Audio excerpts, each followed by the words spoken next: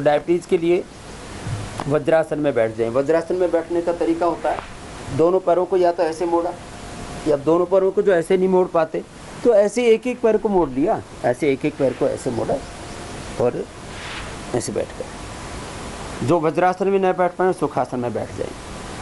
देखो बाकी पैथियों के अंदर जो इलाज होता है एलोपैथी में खास करके अंग्रेजी दवाओं में, वो आप कंट्रोल कर सकते हो। बीपी को कंट्रोल कर सकते हो, शुगर को कंट्रोल कर सकते हो, कोलेस्ट्रॉल को कंट्रोल कर सकते हो, क्योर नहीं कर सकते। वहाँ दवाइयाँ ही नहीं उस तरह का कोई उपचार का प्रोसेस ही नहीं है। तो आपको हम बता रहे हैं कि बीमारियों को क्योर कैसे करें। चलिए डायबिटीज़ के लिए एक तो ये मंडूकासन, नाभि के दोनों ओर ऐसे ये मुट्ठियाँ लगा दी, सांस बाहर छोड़ के आगे झुक गए,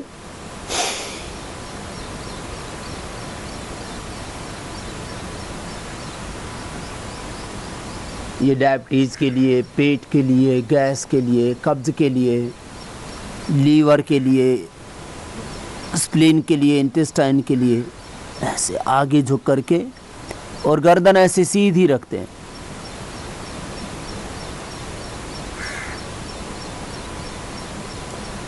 आधा से 1 मिनट ऐसे रुकना है। मैं कहता हूं आसन का समय 1 मिनट से लेकर के 5 मिनट तक। तो 1 मिनट जब ऐसे रुकेंगे तो इससे पेट और पेनक्रियाज पूरी तरह से स्वस्थ हो जाते हैं।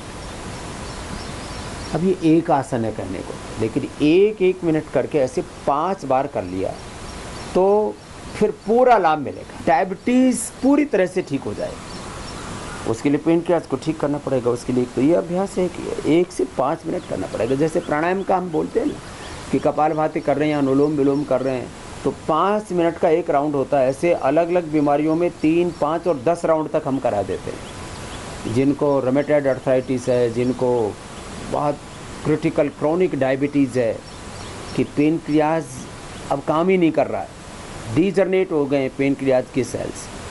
योग के बड़े सिद्धांत मैंने हमेशा आपको कहे हैं कि डीजनरेट विद सेल्स, चाहे वो पेनक्रियाज के सेल्स हैं, लिवर, किडनी के, हार्ट के, लंग के, थायराइड के सेल हैं, स्किन सेल हैं, ब्लड सेल हैं, बोन सेल हैं, आइज की सेल हैं, स्केल सेल्स हैं।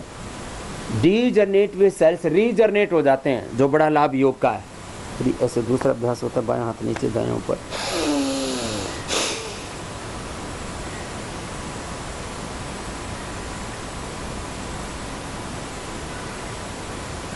पूरा पेट ऐसे अंदर दबाते हैं और फिर आगे झुक जाते हैं। जो वज्रासन में न बैठ पाए उस सुखासन में बैठ के ऐसे कर सकते हैं।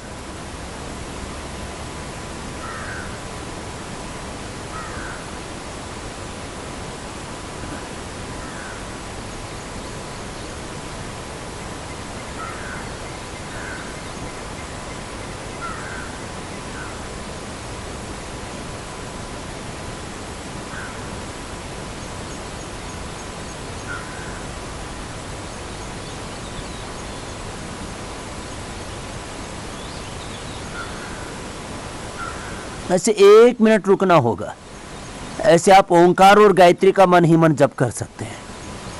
मैं बार बार कहता हूँ, प्राणायाम हो, योगासन हो,